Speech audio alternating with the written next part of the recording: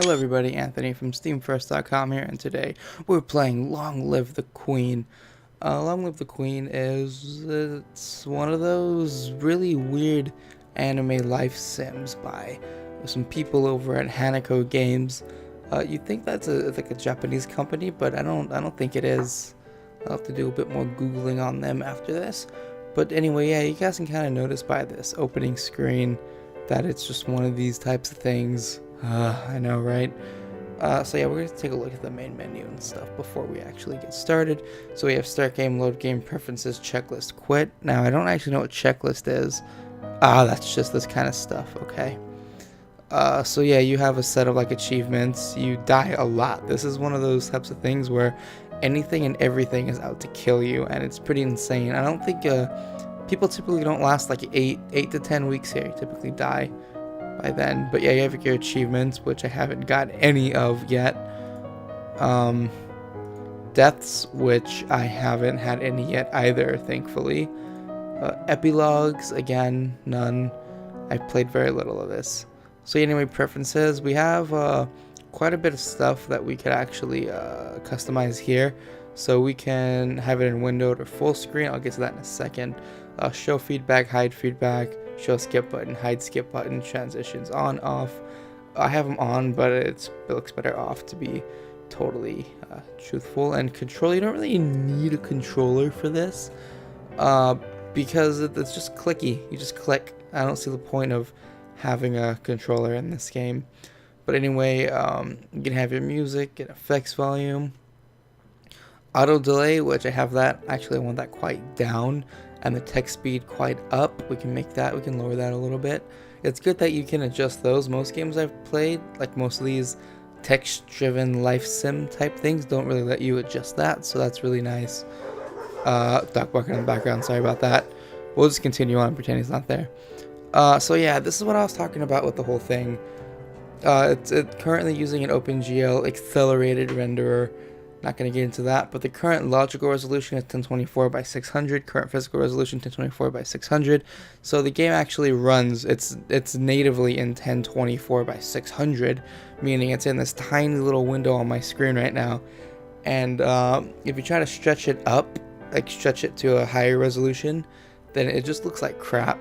The artwork is drawn in 1024 by 600, so to stretch it anymore would just make it look horrible, which is why I'm gonna have that annoying looking background like I did with the To the Moon video. I apologize for that in advance, but yeah, that'll be there.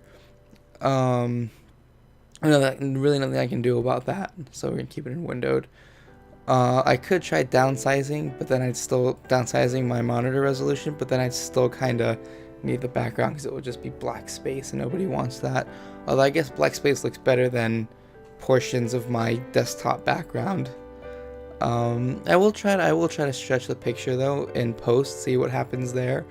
No guarantee because it would look pretty bad, but we'll see how it goes. You guys will see. Anyway, we're gonna jump into some gameplay. I will see you guys in a second.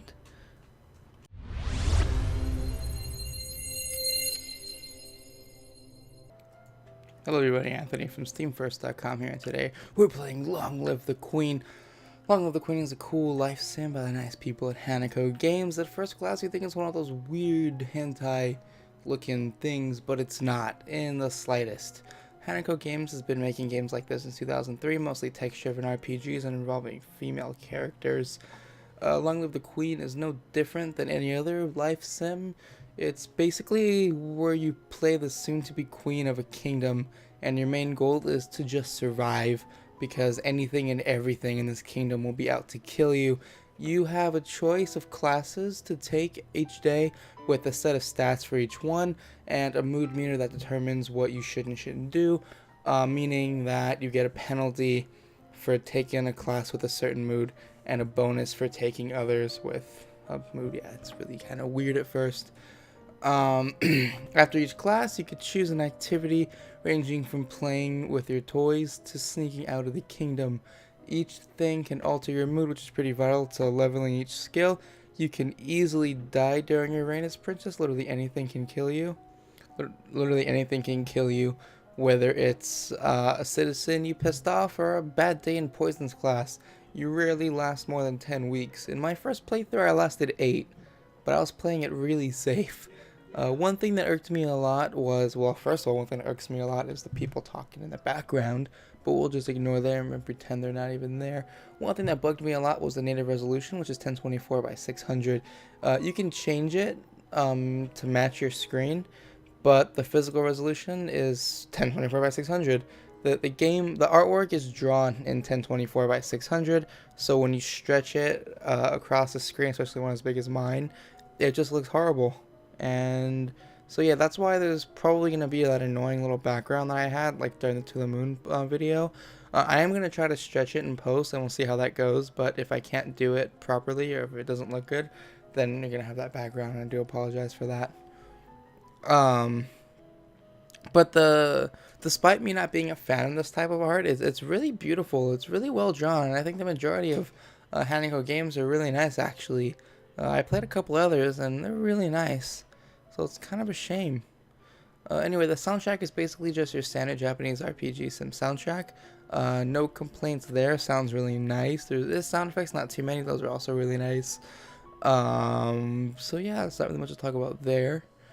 This genre is usually text-driven, so it really can't complain about lack of animation, though some basics would be nice here and there. But the huge issue I have with it is the UI. I feel both the mood menu and the skills menu can be the same screen. I feel like it's kind of a hassle to have to navigate through multiple screens to see something that can easily be on one. It feels pretty useless anyway because the skills page tells you your dominant mood, so having the second screen just seems like wasted space and time. If you ask me, in my opinion, I think it'd be cool to have to like experiment with stuff to change your mood to the desired one that you want. But whatever, that's just me. Overall, the game is good. I like it quite a bit. It was fun and upbeat most of the time. Really relaxing, chill game to play. The constant clicking and reading kind of took its toll on my lazy butt, but the artwork was kind of unnerving at first. But I like it a lot. There's a strange satisfaction that comes from helping raise a queen to be. Weird. Anyway, that's it for this week. My name is Anthony from SteamFirst.com. Be sure to check out SteamFirst.com for all the best news, reviews, videos, and content revolving around all things Valve and Steam. And if you like this video, maybe you'd like some of my others, you can find me, my blog, live stream, that kind of stuff with links below. Thanks for watching. I'll see you guys next time, and goodbye.